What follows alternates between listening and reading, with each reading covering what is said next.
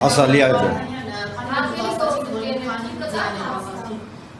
Քանի ձայն է բաղացում, ոչ ավելի, մի քանի տասնյակ, մինչև 60, ճիշտ է։ Հիմա քանի որ 120-ը անճշտությամբ ձեր հետ ավելանա ձեր ձայների, կարող եք պնդել, որ դուք արդեն խորհրդարանում եք։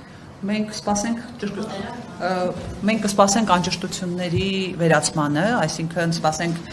ԿՀ-ի լրացուցիչ արձանագրությանը եւ նոր դրա հիման վրա կկարողանանք հայտարարություններ անել։ Եվս մեկ անգամ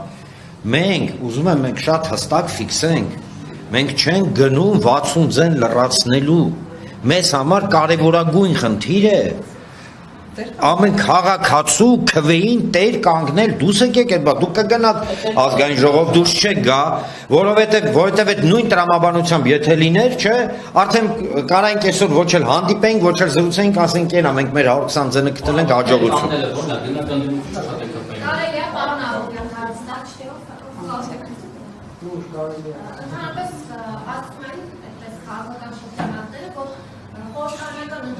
Իշխանամուխության հասնելը բնորոշ է ժողովրդավար երկրներին։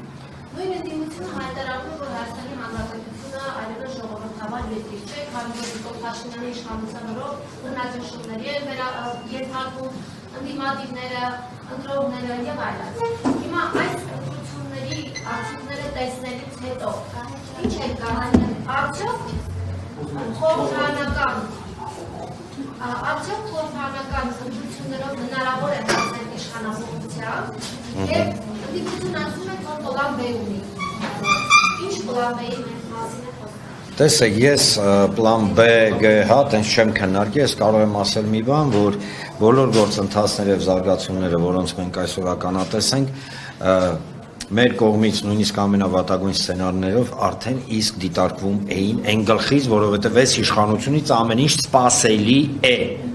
ամեն ինչ, երբ որ երկրի վարչապետը գույնզգույն կեպքով գիշեր 2-ին դուրս է գալի 10%-ը հաշված ուսուցում է իրան հայտարարել, չգիտեմ, հաղթող եւ այլն, ինքը արդեն իսկ առաջացնում է բազմաթիվ հարցեր քաղաքական դաշտի եւ քաղաքական դաշտում խաղացողների առհասարակ adekvatության մասին,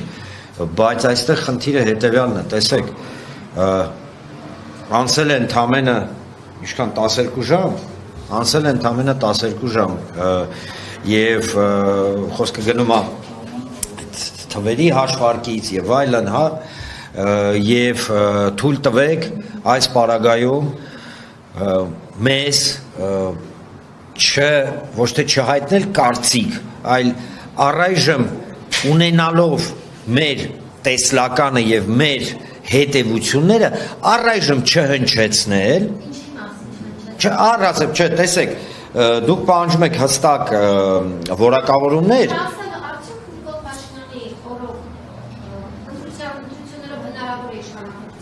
տեսեք, յուրաքանչյուր դեպքում ընտրությունների օրոք կամ Նիկոլ Փաշինյանի օրոք հնարավոր է թե չէ, ես կարող եմ ասել հետևյալը, որ իհարկե եթե բռնաճնշումներ են լինում, եթե ինչ-որ այնպիսի գործընթացներ են լինում, որոնց մենք բոլորս ականատես ենք, իհարկե պրոցեսը ինքը գնում է եւ ընկնում է շատ վատ գործընթացների ներքո, բայց ես կարող եմ ասել հետևյալը, որ ի վերջո յուրաքանչյուր քաղաքական պրոցես գալու ու կանգնում է քաղաքացուն, ճիշտ է, եւ այս պարագայում միանշանակ համոզված եմ, որ եթե քաղաքացիների բացարձակ մեծամասնությունը չընկներ այդ պրոպագանդայի, վախի միգուցե եւ այլն ճիրանների մեջ կամ այդ ճնշումների եւ այլն մենք ունենայինք այլ պատկեր։ Ստեղ խնդիրը ես հասկանում եմ դուք ինչ եք ասում։ Ես այստեղ շարունակեմ, նախ եկեք ֆիքսենք, որ բացարձակ մեծամասնությունը Նիկոլ Փաշինյանին ձայն չի տվել։ Եկեք այս կարևոր հանգամանքը ֆիքսենք։ Հիմա հաջորդ հարցը, արդյոք կարելի է այս ժողովրդավարության պայմաններում ընտրությունների միջոցով փոփոխություններ անել։ Ես կարծում եմ, որ մենք գտնում ենք որ այնպիսի իրավիճակում, որ ցանկացած գործիք եւ ցանկացած մեխանիզմ պետք է օգտագործել այս իշխանություններից ազատվելու եւ երկիրը այս ռիսկերից հանելու համար։ Կստացվեր դա ընտրությունների ընտրությունների միջոցով կլիներ ընտրությունը, կստացվի դա այլ սահմանադրական ճանապարհներով, պետք է ընտրել այլ սահմանադրական ճանապարհները։ Հետևաբար մենք պետք է ֆիքսենք, որ այս ընտրությունները դա միակ ճանապարհը չէր եւ կան այլ ճանապարհներ եւ այս առումով իհարկե եթե մենք ուզում ենք, որպիսի այն բոլոր սպառնալիքները, որոնց մասին խոսել ենք, անկլավներ, սահմանադրություն, նոր սահմանադրություն, ադրբեջանցիների վերաբնակեցում եւ այլն չլինի, պետք է օգտագործվեն բոլոր սահմանադրական ճանապարհները դրանք կանխելու։ Հետևաբար այս առումով ես կարծում եմ, որ ընդդիմությունը իհարկե անելիք ունի, բայց ասել, որ դե գիտեք մենք ժողովրդավարական երկիր չենք, եկեք ընդհանրապես մերժենք բոլոր ժողովրդավարական գործընթացները եւ չմասնակցենք ընտրությունների եւ չգիտեմ փորձենք հորինել նոր հեծանիվ եւ այլն, այդպես չի լինում։ Հետևաբար սա քայլերից եւ փուլերից մեկը որպես պետք է դիտարկել։